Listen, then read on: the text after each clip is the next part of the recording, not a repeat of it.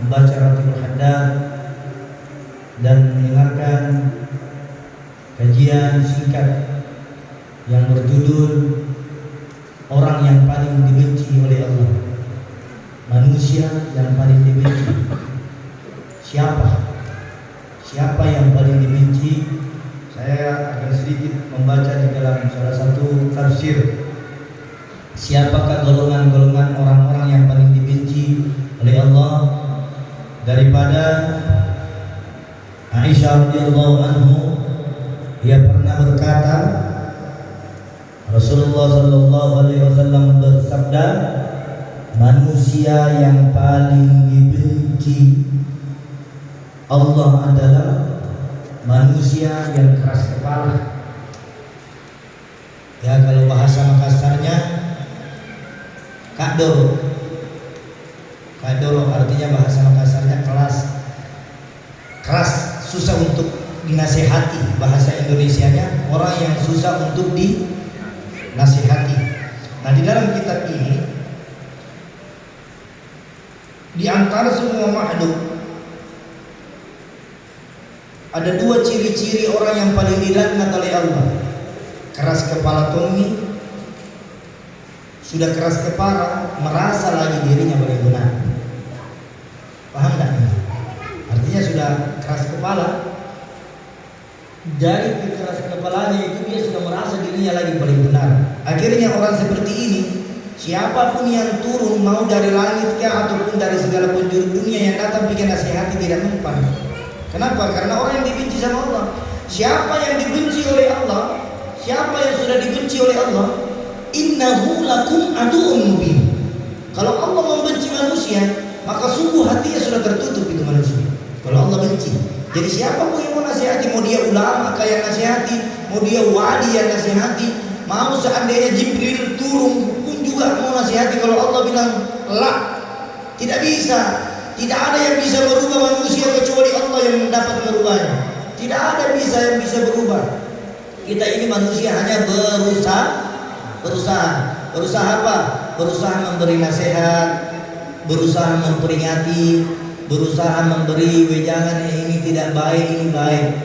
Nah, kalau ada orang semacam ini mempunyai sifat hati, kan ada orang itu sudah salah tapi tidak mau disalahkan. Nah, ini hadis riwayat Al-Bukhari, halaman hadisnya 6755. Jadi di dalam kitab Al-Bukhari ini hadis terdapat di halaman 755. Ya, ini sabda Nabi. Aisyah pernah mendengar di mana Nabi Shallallahu Alaihi Wasallam bersabda, ada dua golongan yang paling tidak disukai oleh Allah. Yang pertama, orang yang keras kepala. Kalau bahasa Indonesianya, orang yang tidak mau mendengar nasihat. Kalau bahasa Makassarnya, kak doro. Itu. Yang kedua, sudah kak doro Tommy, tidak mau Tommy lagi mendengar. Kan beda itu kak. Sudah tahu keras masih diabaikan. Nah, apa tafsir dari hadis ini? Kita ambil pelajaran ya. Saya akan membahas hadis, tidak usah satu saja hadis kita kaji. Nah, apa maksud dari hadis ini? Di dalam kitab ini, keras kepala adalah sifat yang beriringan dengan sifat sombong. Jadi kalau ada orang sombong berarti keras kepala itu. Kalau kita mau lihat ciri-cirinya, kalau ada orang sombong, ya, baru-baru ini ada viral ini orang sombong Tommy merasa dirinya juga sudah jago. Ya, sombong. Artinya begini, sekarang siapapun mereka, saya ingatkan ini di dalam kitab ini tidak memandang siapa yang mengajarkan sifat kesombongan sama kita, maka inilah yang harus kita tinggalkan. Mau siapa dia? Mau guru kita, mau dia wali, mau dia habaib, mau dia kiai, mau dia ustadz, mau dia orang tidak pernah ketemu sama manusia. Seandainya ada jin Islam yang mengajarkan kita, ayo kita sombong bareng-bareng loh. Jin Islam, kan ini jin terbagi dua, ada jin kafir, ada jin Islam. Ini Islam mengajak kita, ayo kita sombong bareng-bareng, karena orang sombong itu jago menurut. Nah, jin ini atau jenis iblis ini, jin yang berjenis iblis ini, semakin tinggi ilmu orang, itu semakin rendah dia. Kalau kita lihat padi, kita tanam padi, itu padi semakin tinggi semakin runtuh. Ini wejangan kita, ini wejangan Sunan Kalijaga sama Sunan Giri. Ada dua wejangan yang diberikan, 9 wali songo ini, Sunan Kalijaga dan Sunan Giri ini yang mengajarkan tentang tidak menyombongkan diri. Coba kita lihat Sunan Kalijaga, dia jadi wali hanya sekedar menjaga sungai saja. Dia menjaga kali. Kenapa dibilang Sunan Kalijaga? Karena dia menjaga kali, bertapa di situ beratus-ratus tahun lamanya. Setelah bertapa, dia tinggalkan pertapaannya. Dia tidak suka, dia menjadi wali. Nah, hikmah apa? Jadi kalau ada orang yang membawa ilmu dicampur dengan sifat kesombongan, ilmu itu tidak bermanfaat untuk kita. Ada orang bilang, mau belajar ilmu kebal, tapi sombong caranya. Tidak makan, panggil sini saya, yang iri situ badannya orang. Orang yang sombong itu mudah ditembus. Orang yang rendah itu tidak mudah ditebak. Orang yang sombong itu mudah diserang. Paham nggak? Kalau orang sombong, kebal, cak. Coba panggilkan dia orang sabar, jangan panggilkan sama orang sombong. Kalau orang sombong ketemu sama orang sombong, tidak mempan. Orang sombong lawannya orang sabar. Panggilkan orang sabar. Walaupun orang sabar itu tidak tahu membaca apa-apa, panggilkan orang sabar, ambil sini itu pasti tembus itu orang yang kebal. Jangan panggil kebal sama kebal, paku kasai. Artinya kalau orang kebal ketemu sama orang kebal, baru sombong, tidak pakai makan. Yang dapat memusnahkan dia itu hanya orang yang sabar. Ya, ini senjatanya orang kebal. Jadi banyak orang mau menuntut ilmu kebal. Tidak ada ilmu kebal, tidak ada kuncinya. Ada kuncinya. Ada membuka, ada menutup. Membukanya itu kuncinya dia. Yang maroweh juga. La haula wala quwwata illa billah. Sabar. Ini maksudnya dalam kitab ini. Sifat-sifat manzumah di dalam kitab ini dibenci oleh Allah adalah merupakan sifat iblis. Karena sifat iblis itu membawa sifat kesombongan. Iblis itu membawa sifat kesombongan. Saya berulang-ulang kali katakan, iblis itu ahli ibadah. Iblis itu ciptaan Allah yang paling sempurna. Jadi kalau kita mau bercerita mana lebih sempurna, kalau iblis itu lebih sempurna. Sebelum ada manusia dicipta, maka diciptalah iblis terlebih dahulu. Tidak ada manusia, belum ada manusia. Diciptalah iblis. Setelah diciptanya iblis, tidak lama kemudian diciptalah Adam alaihissalam, bapak dari segala bapaknya manusia. Bapaknya manusia. Kalau kita sekarang, siapa kakekmu? Kakek kita adalah Adam alaihissalam. Kalau keturunan kabilah-kabilah, kita ini kakek, kita ini kakek buyut, kakek ke kakek itu adalah Nabi Adam. Nah, ada juga bagaimana dengan keturunan Ahlul Bait? Ahlul Bait juga punya kakek Nabi Adam. Cuma banyak dilalui. Kalau Ahlul Bait dari Nabi Muhammad dan Nabi Adam turun sampai Nabi Muhammad. Itu kalau Ahlul Bait. Itu kalau Ahlul Bait. Makanya kalau memang ada Ahlul Bait atau ada kiai ya, Kalau ada kiai yang mengajarkan kesombongan karena Nabi diutus di muka bumi ini untuk apa? Untuk menyempurnakan akhlak. Nabi diutus di muka bumi ini untuk menyempurnakan akhlak.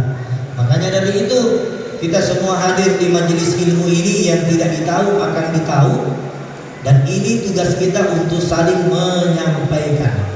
Nah, Ibu, saya kasih contoh ya. Kalau saya sombong, mau ikuti kan? Kalau saya sombong, kita mau ikuti kan ya? Ada nggak yang mau ikuti saya kalau saya sombong? Tentu tidak. Ibu cinta sama saya? Cinta. Kalau saya sombong, mau diikuti dia? Tidak tuh. Jadi begini, kalau kita tidak suka sama orang, kalau kita tidak suka sifat seseorang, jadi begini, saya sombong, yang kita benci jangan sayanya, tapi sifatnya. Jadi kalau kita tidak suka sama orang, kita tidak suka sama orang itu karena dia sombong, jangan benci orangnya, jangan membenci orangnya, tapi benci apanya? Sifatnya. Ya, sifatnya dibenci. Mana ada orang berani kata-katai kiai? Adakah orang berani kata-katai kiai? Baru saja ini kita gempar, tidak tahu di mana ada seorang kiai anak Gusto apa? Gustoba. Saya ganti namanya Gustoba.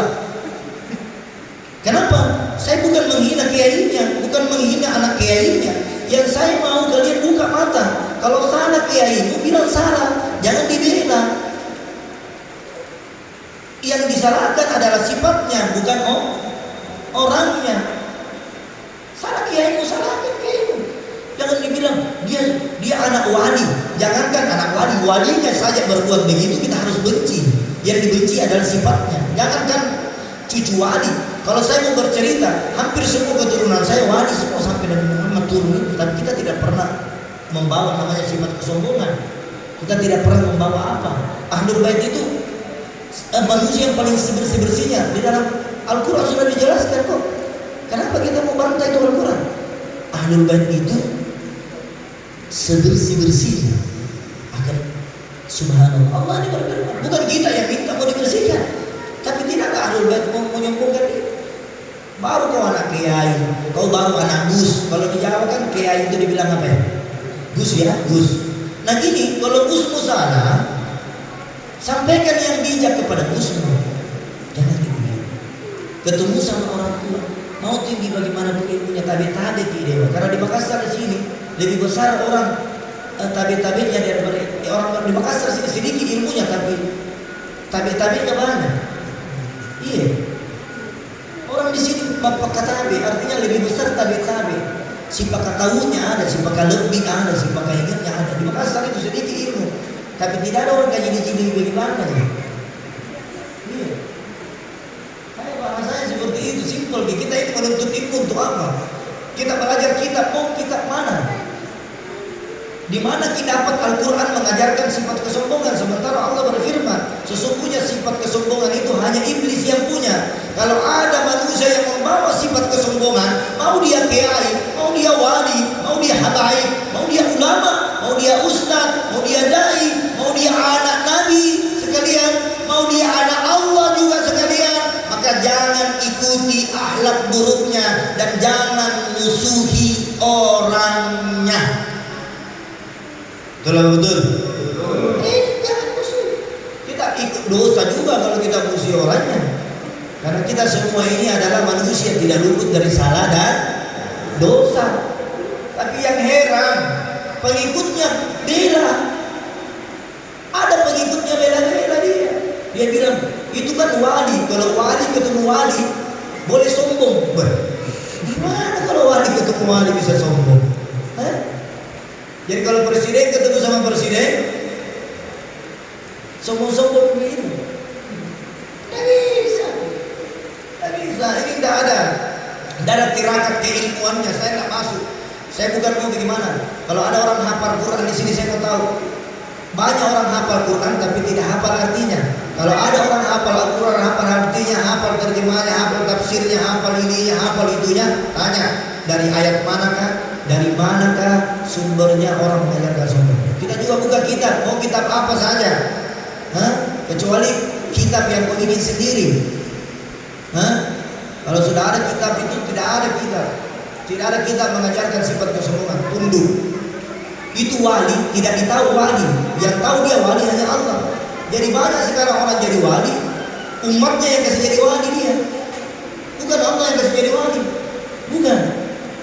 Pernah kita dengar di Makassar sini ada wali? Ada? Tidak ada. Saya minta maaf, saya di Jawa 18 tahun di Jawa. Keliling. Hampir setiap daerah di Jawa itu ada walinya. Minta maaf saja. Hampir setiap daerah. Tapi walinya mana dulu kita lihat. Apakah wali ini mengajarkan? Saya mau tanya, adakah tuntunan orang wali panjang bukunya semua? Panjang. Nah, sementara hadisnya Nabi, kalau panjang buku maka ada banyak syekh. Kalau cara wali silakan wali. Kalau wali majdub, nah jangan kau ikuti wali majdub. Wali majdub itu kan mau ndak pakai baju, mau ndak pakai celana, misalnya. Tapi kalau wali yang masih sadar dirinya, masih nggak tahu ini jarang ke sini, tembus di sana, itu bukan wali majdub namanya. Ini. Jadi saya ingatkan, kita doakan semua orang punya keturunan wali. Kita juga termasuk, kakek kita ini adalah wali, Nabi Adam. Jadi jangan sombong, ya kan? Jangan sombong. Saya selalu mengajarkan jangan disombong. Jangan sombong, rendah hati. Uang itu tidak dibawa mati, jabatan itu tidak dibawa mati, pangkat itu tidak dibawa mati. Apapun yang kau miliki di muka bumi ini tidak dibawa mati. Yang dibawa mati itu adalah ilmu, untuk saling hormat menghormati, untuk saling harga menghargai, untuk saling menjunjung antara satu dengan yang lain. Sebab kita semua hidup di manusia ini hanya butuh keselamatan untuk masuk di surga.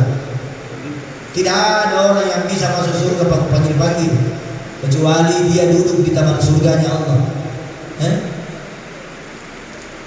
Ini panggil. Intinya ya, hadis Nabi di dalam mana? Di dalam kitab Imam Al-Bukhari. Sudah Nabi bersabda, Aisyah berkata, Nabi bersabda, orang yang paling dibenci oleh Allah adalah orang yang sombong lalu keras kepala. Sombong tuh nih, keras kepala nih juga. Ini intinya saya punya ceramah hari ini. Kita pulang, ayo kita rendah hati. Iya, orang sombong tidak boleh dibalas dengan sombong, kecuali ini ada kecuali.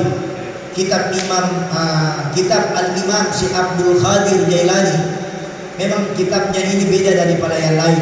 Nah, bilang di dalam kitab Imam Syekh Abdul Qadir Jailani, di dalam kitab itu artinya lawan orang sombong itu dengan sombong.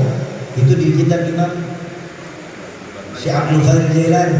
Tapi di dalam kitab-kitab lain melarang melawan orang sombong dengan sombong. Syekh Abdul Qadir Jailani ini pemimpinnya para wali.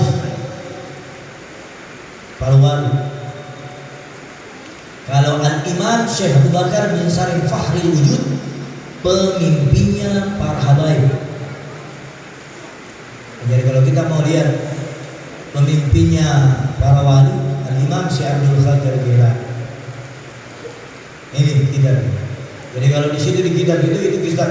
Kalau di kitabnya Al-Imam Syekh Abdul Qadir Jailani kita belajar, di situ bukan satu di pemahaman, di situ ada ma'rifatnya, ada hakikatnya, ada tasawufnya, ada macam-macam di situ di kitab. Nah, jangan belajar dulu di situ. Nanti orang yang tidak tahu baca doa kita baru mau ikut sombong juga. Doa kita saja dia tidak tahu, baru mau baca kitabnya Imam Syekh Abdul Qadir Jailani. Baca dulu doa huruf hijaiyah, alif, ba, ta, sa, dan seterusnya. Ini dulu dasar-dasar. Kalau orang belum tahu baca Iqra, jangan dulu terlalu banyak dipelajari, nanti kosong otak. Iya. Dari bawah naik, bukan dari naik. Ada orang tinggi pemahamannya, giliran disuruh baca Iqra tidak tahu. Ada orang tinggi pemahamannya sampai mau tahu itu di mana Allah, tapi kalau disuruh baca doa tahiyat tidak tahu. Bagaimana? Syariatnya tidak ada. Makrifatnya tinggi tapi syariatnya tidak ada. Nah, mari kita berdoa bersama. Semoga kita semua yang senantiasa senang hadiri majelis ilmu seperti ini, tidak usah ada kita meragukan, karena majelis-majelis seperti ini adalah majelis-majelis yang paling dicintai oleh Allah. Tadi yang paling dibenci oleh Allah adalah orang yang sombong lalu keras kepala. Siapa yang paling dicintai oleh Allah? Kebalikannya adalah orang-orang yang senantiasa menghadiri majelis ilmu. Itu yang paling dicintai oleh Allah. Yang paling dibenci oleh Allah adalah orang yang sombong keras kepala. Dan yang paling dicintai oleh Allah, orang yang senantiasa mengisi waktu-waktu kosongnya untuk mendengarkan nasihat, untuk berzikir, untuk membaca kitab, untuk membaca apa saja dalam urusan keagamannya, agar kita semua nanti di yaumil akhirat nanti kita tahu dan kita berkumpul bersama orang yang paling dikasihi oleh Allah. Mungkin itulah yang saya bisa sampaikan. Semoga kita semua menghilangkan sifat kesombongan di dalam hati kita, menghilangkan iri dan dengki di hati kita, menghilangkan sifat hasud menghasut. Jangan membenci manusia, jangan menyakiti manusia, tapi bencilah sifat dari manusia itu. Jangan membenci orangnya, tetapi bencilah perbuatannya. Mungkin itulah yang saya bisa sampaikan. Mohon maaf lahir batin. Bila mana ada kata yang baik, ambillah yang baik. Bila mana ada kata yang buruk, maka buanglah yang buruk. Itu pun semua dari sumber dari Allah Subhanahu wa taala. Wabillahi taufiq wal hidayah. Assalamualaikum warahmatullahi wabarakatuh.